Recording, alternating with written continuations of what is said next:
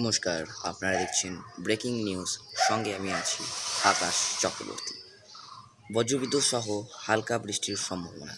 30 থেকে 40 কিলোমিটার প্রতি বেগে ঘন্টায় দমকা হাওয়া বইবে। রয়েছে বজ্রপাতের আশঙ্কা। আগামী 1 থেকে 2 ঘন্টার বজ্রবিদ্যুৎ সহ বৃষ্টির সম্ভাবনা পশ্চিম মেদিনীপুর জেলায়। আগামীকাল মঙ্গলবার বৃষ্টি বাড়বে ও ঝড়ের গতিবেগ।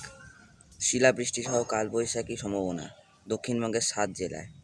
বুধবার বৃষ্টিপাত হতে পারে উত্তরবঙ্গে 2-3 জেলায়। দক্ষিণবঙ্গে বিভিন্ন জেলায় বিক্ষিপ্তভাবে বৃষ্টিপাত চলবে, সতর্কতা আলিপুর আবহাওয়া দপ্তরের। নমস্কার, আপনারা দেখছেন ব্রেকিং নিউজ।